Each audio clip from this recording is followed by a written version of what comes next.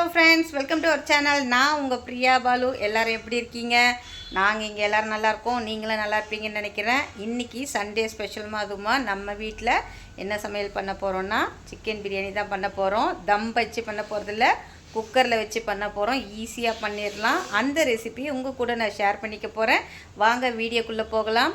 அதுக்கு முன்னாடி என் சேனலை ஃபஸ்ட் டைம் பார்க்குறவங்களா இருந்தாலும் சரி, ஏற்கனவே பார்த்துட்ருக்கிறவங்க சப்ஸ்கிரைப் பண்ணாமல் பார்த்துட்டு இருந்தாலும் சரி, சப்ஸ்கிரைப் பண்ணிவிடுங்க. வாங்க வீடியோக்குள்ளே போகலாம். ஒரு 3/4 கிலோ சிக்கன் எடுத்துகிட்டு வந்தாங்க. அதை நல்லா வாஷ் பண்ணி எடுத்து வச்சுருக்கேன். இப்போ வாஷ் பண்ணி வச்சுருக்கிற சிக்கனை நம்ம கொஞ்சம் மசாலா போட்டு ஒரு 1/2 hour ஊற வைக்கலாம். 1/2 ஸ்பூன் மஞ்சத்தூள் போட்டிருக்கேன், 1/4 ஸ்பூன் மிளகாத்தூள் போட்டிருக்கேன், ஒரு 1/4 ஸ்பூன் அளவுக்கு உப்பு போட்டிருக்கேன், லெமன் ஜூஸ் கொஞ்சம் போட்டிருக்கேன், 1 ஸ்பூன் தயிர். எல்லாத்தையும் போட்டு நல்லா மிக்ஸ் பண்ணிவிட்டு நம்ம சிக்கனை ஊற வச்சு அதுக்கப்புறம் பிரியாணி பண்ணால் சூப்பராக இருக்குங்க டேஸ்ட்டு. அப்படியே டைரெக்டாக போட்டோம்னா சக்கை மாதிரி இருக்குது. அதனால் எப்போவுமே நான் இந்த மாதிரி ஊற வச்சுருவேன் ஒரு 1/2 hour. இப்போ நம்ம சிக்கனை போட்டுடலாம். போட்டு நல்லா ஸ்ப்ரெட் பண்ணி விடலாம். ஸ்ப்ரெட் பண்ணி ஒரு 1/2 hour இதை ஊற வச்சோம்னா இதில் வந்து இந்த மசாலா எசன்ஸ்லாம் இறங்கிடும். சாப்பிட்றதுக்கு டேஸ்ட்டாக இருக்கும். பிரியாணி செய்ய ஆரம்பிக்கலாமா? கேஸ் ஆன் பண்ணிவிட்டு குக்கர் வச்சுக்கலாம். இப்போ ஒரு 4 பேர் சாப்பிட்ற அளவுக்கு நான் பண்ண போகிறேன். குக்கர் நல்லா ஹீட் ஆனதும் ஒரு 4 ஸ்பூன் 5 ஸ்பூன் அளவுக்கு எண்ணெய் ஊற்றிக்கலாம். ஒரு பிரிஞ்சி இலை, ஒரு கல்பாசி, 4 கிராம்பு, ஒரு 2 பட்டை, ஒரு ஏலக்காய் எடுத்து வச்சுருக்கேன். அதை இதில் மிக்ஸ் பண்ணலாம். ஒரு 4 பச்சை மிளகாய், ஒரு கொத்து கருவேப்பிலை, 3 பெரிய வெங்காயம் நீட்டு வாக்கில் கட் பண்ணது. பிரியாணிக்கு நல்லா ஃப்ரை ஆகணுங்க. ஆனியன் நல்லா ஃப்ரை ஆகிடுச்சு. இந்த ஸ்டேஜில் நம்ம இஞ்சி பூண்டு பேஸ்ட் போட்டுக்கலாம். இஞ்சி பூண்டு பேஸ்ட் ஸ்மெல் போன உடனே ஒரு கொத்து புதினா. இப்போ மீடியம் சைஸ் தக்காளி, ஒரு 3 தக்காளி.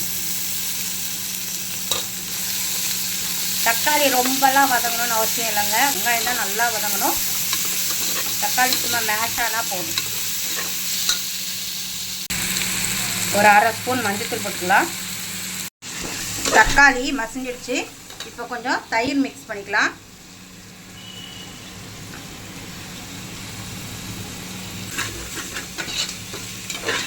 நம்ம ஊற வச்சிருக்கிற சிக்கனை இதில் மிக்ஸ் பண்ணிடலாம். கிளறி விடலாம். அந்த மசாலாவோட நல்லா மிக்ஸ் ஆகட்டும். மசாலா ஃபுல்லாக அந்த சிக்கனில் ஃபுல்லாகட்டும். பாஸ்மதி ரைஸை தான் இப்போ பிரியாணி பண்ண போகிறோம். இதில் நான் வந்து ஒரு 750 கிராம் எடுத்துருக்கேன். இந்த அழகு வந்து ஒரு 500 கிராமு. இதில் வந்து நான் இப்போ ரைஸ் வந்து 750 கிராம் எடுத்து ஒரு 1/2 hour ஊற வச்சு தண்ணி வடிகட்டி எடுத்துருக்கேன். இந்த ரைஸை நம்ம அதில் போட்டுடலாம். ஃபுல்லாக கிளறி விடணும். ரொம்ப கிளற வேண்டாம். சும்மா அந்த மசாலாலாம் ஸ்ப்ரெட் ஆகிற மட்டும்தான்.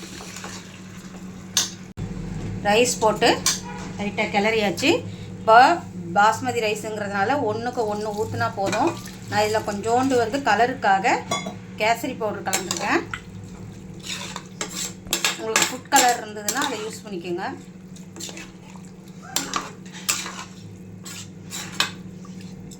இன்னும் 1 ஊற்றிக்கலாம். அரிசிக்கு தேவையான அளவு தண்ணி ஊற்றியாச்சு. இப்போது டேஸ்ட்டுக்கு கல் உப்பு யூஸ் பண்ணுறேன். காரத்துக்கு வீட்டு மிளகாத்தூள் ஒரு 1/2க்கு கொஞ்சம் கம்மியாக. நான் மசாலாலாம் பிரியாணி மசாலாலாம் யூஸ் பண்ணலைங்க. ஏற்கனவே 4 பச்சை மிளகாய் போட்டிருக்கோம். சிக்கன் ஊற வச்சதுலேயே கொஞ்சம் போட்டுறதுனால நான் ஒரு 1/2 ஸ்பூனுக்கு கொஞ்சம் கம்மியாக போட்டிருக்கேன் காரம். ஒரு 1/2 லெமன் ஜூஸ். ஒரு கிளறிக்கலாம் ஃபுல்லாக. குக்கர் மூடியை போட்டு மூடி ஒரே ஒரு விசில் வரும்போது நம்ம ஆஃப் பண்ணி தம் விடலாம். இப்போ குக்கரை மூடி போட்டு வச்சாச்சு. இது ஒரே ஒரு விசில் வரும்போது நம்ம ஆஃப் பண்ணிடலாம். விசில் வந்தோடனே ஆஃப் பண்ணிவிட்டு ஒரு 5 நிமிஷம் கழிச்சு பார்க்கலாம். இப்போ 5 நிமிஷம் ஆச்சு, ஓப்பன் பண்ணி பார்க்கலாம். பாருங்கள், சூப்பராக வந்திருக்கு. இதில் கொஞ்சம் நம்ம மேலே நெய் சுற்றி நெய் போட்டுடலாம். சைட்லேருந்து நம்ம கிளறி பார்க்கலாம். சூப்பராக வந்திருக்கு.